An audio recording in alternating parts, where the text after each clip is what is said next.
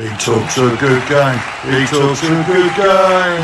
On the outside, he talks a good game.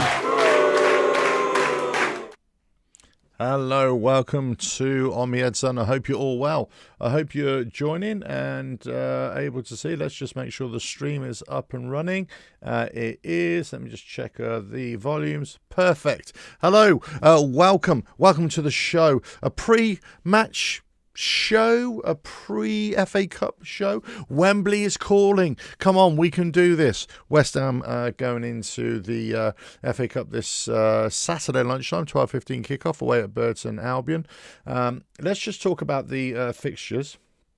I'll bring these up for you as well. So Friday night, it's interesting. Oh, tonight. Hull at home to Chelsea. Wrexham at home to Ipswich. I've got to say, two decent games. It'd be interesting to watch those, actually. We're at home. We're away at Burton Albion tomorrow, 12:15. Burnley at home to Mansfield. Man City at home to Salford. Hey, that's an interesting tie-up there. Norwich at home to West Brom. Southampton at home to Leicester. Villa, 17:45. Oh, Newcastle United. Decent game there. Liverpool at home to Brighton Hove Albion, 8 o'clock. And then Sunday, Birmingham home to Leeds. Decent game. Grimsby home to Wolverhampton Wanderers. Yeah, again, decent game. Oxford home to Sunderland. And Stoke at home to Fulham. Arsenal at home to Wigan. Anything on Monday? Yeah, Macclesfield at home to Brentford. So interesting set of games there, no doubt. But really, it is West Ham against Burton Albion. Look, we've got to be looking. Well, I suppose all the teams have got to be looking to say, look, at this stage, are you going to sacrifice your first team just for trying to stay in the Premier League, or trying to, rest your players for the Premier League, or are you really going to try and go for it? Even though it's just the fourth round, you've got to be looking at that and saying, well, we've got to have momentum, we've got to keep momentum, and we've got to keep on building. I would say that Nuno did it in the last game with QPR. He actually played a decent side because we needed that. We needed that win to get us going again. And I think it was put to him at the press conference. We need that win just to keep this going as well. So if he doesn't play our strongest side, well, put it this way: if he doesn't play the normal start and 11, then that is anything other than that isn't our strongest side, right? But at the same time, with all due respect, we're playing Burton Albion, right? We're playing Burton Albion. Hold on a minute. Let's just have a look here. And see. Burton Albion. Where are they? They're League One, aren't they? I thought they were. Were they League One or League Two? No, League One. That's right. I was right. Yeah, they're the relegation zone. So they're 21st position out of 24. They're in the relegation zone in League One. They out of their last 6 games, they've only won 1. They've lost 3, drawn 2. Their last game they drew. So realistically, I'm sorry to say, Burton Albion fans, if you're watching, I doubt you are, but if you watch later in the comments, thanks for all the support, by the way. Thanks for all the joining the live chats. Thanks for all the comments over there. And keep on watching, and hopefully more and more people are going to jump on this and look at my videos and all that sort of stuff. And the live shows, and if not, then I'll probably go and do something else. But realistically, you've got to look at this weekend that West Ham have got to win this game, right? They've got to go there. It might be a tough game, but ultimately they've got to go out there and they should be looking. If you're a Burton Albion fan, you've got to be expecting. Do you know what? We shouldn't be beating West Ham, right? That's not me being arrogant. That's not saying we are going to win. I'm saying we should win in terms of League One versus Premier League side. And we're both in relegation zones, right? So neither of us are doing well in our respective leagues. But you would imagine that we should be better. But if they come with a fight, they come with purpose, a lot of high energy. We'll struggle. We'll struggle for sure. So we've got to be on our game. We can't be complacent against any of this lot. Burton Albion, yeah. So going there, 12:15 kickoff. Trying to be watching it. I'm gonna watch it. try to hope for a good day. But we've got to look at which players at noon are going to play, which managers are going to sacrifice their first team players, and which teams will falter because of that and get themselves into trouble, or do they have to bring on the first team players in the second half just to rescue the game? That happens so many times where a manager will not play his first 11 because he thinks, oh, my second team is going to be able to beat this lot. And it doesn't always happen, right? And that's why you get giant killers happening sometimes. Sometimes the minnows, as it were, just have one of those fluky days, and they can beat anybody. And it's one of those things. So let's hope it isn't the same for us this coming weekend. But listen, we got news in the West Ham camp of a couple of injuries. They're talking about Pablo Moore now. Nuno was very kind of weird in his press conference yesterday. It's more kind of weird for me in the sense that he wasn't really giving it away, but it's almost like batting it away, being dismissive in terms of, he's injured. We'd have to wait and see. He's injured. And, it just wasn't coming across in a very much... in a very, I don't know, I'm not saying a caring way, but it's almost like that he was either so pissed off that he's injured or just frustrated that it just wasn't coming off. I think the same could be said for Traore. He was talking about Traore, and he was kind of a bit dismissive, I thought, of Traore. In terms of, he's training. Yeah, he has to improve. He has to get better. And you say, well, hold on a minute. You are the one who wanted this player.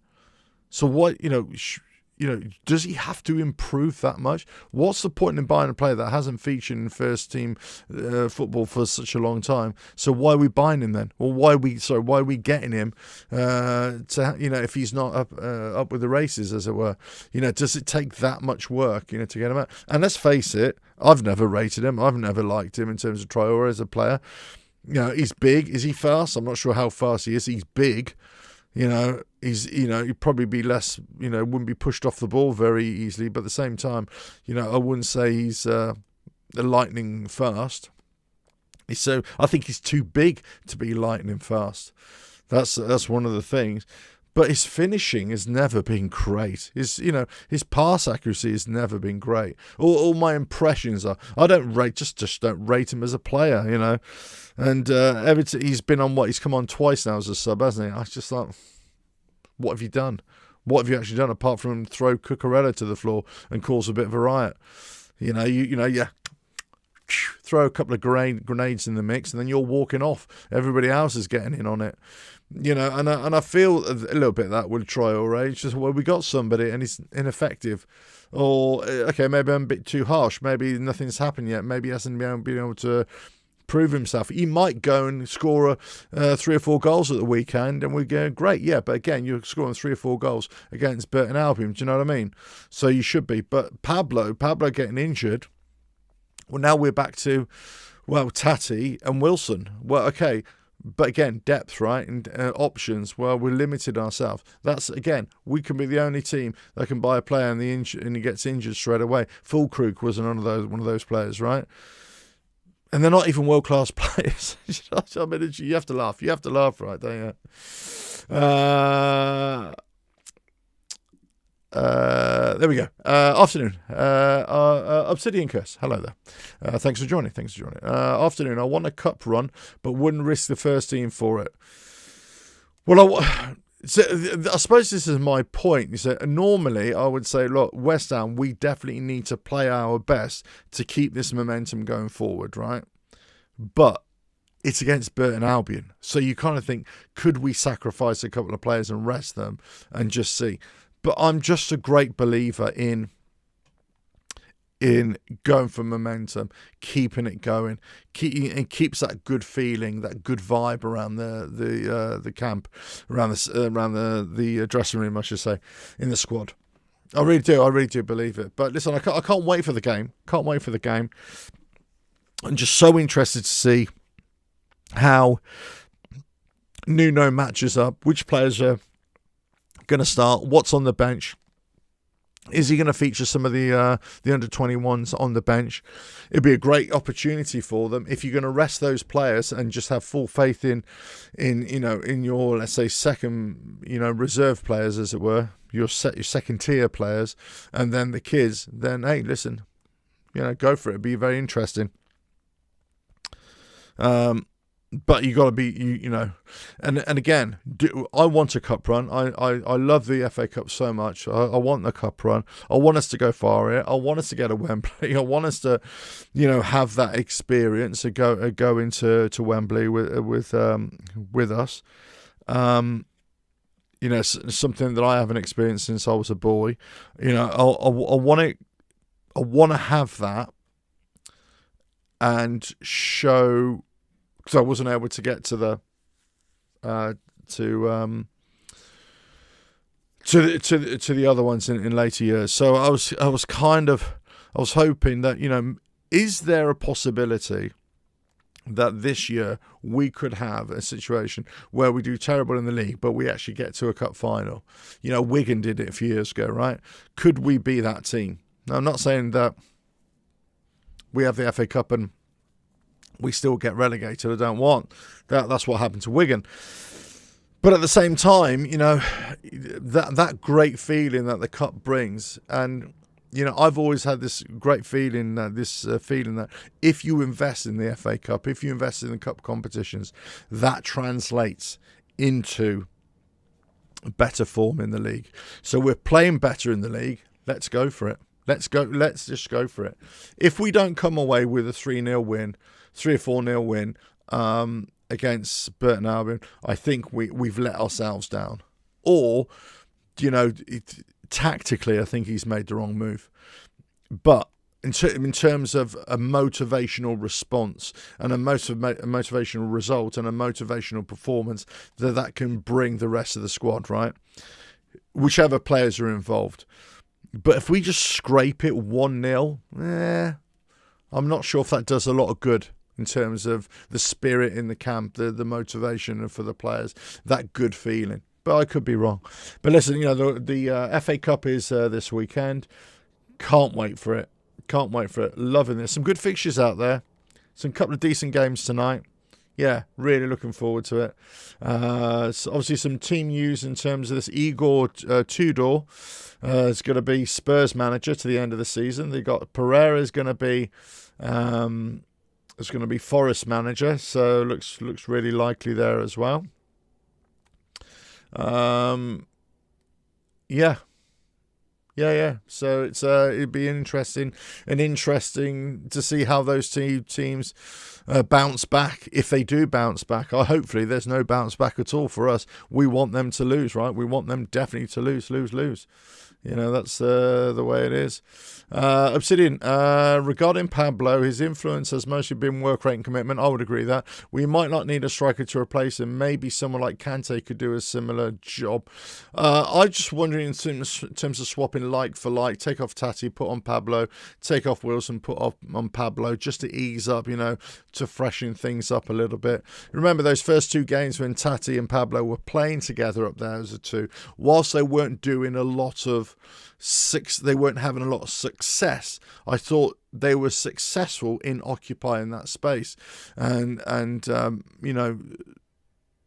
having some limited success in getting the ball and challenging and making and causing a bit of mayhem in there and creating a situation where the defenders that were marking them were also making mistakes. So our midfield was able to push up to them, pick up those second balls, and then we could have success from then. So I think that's where they were having the great success, and Pablo and Tati as well having that great success. So I think Pablo could still feature in there like that as a two up there, or come on for Tati or Wilson, whatever. The point is, Wilson and Tati come off. We got nobody else now, so we're going to have to go to play a sole striker up there, like a Wilson or Tati up there by himself, but then go back to a five in midfield. So we need somebody in midfield then who can just push on, like a Souček, to get in those advanced roles, as he did against Man United the other day, as he's done a couple of times this season, right?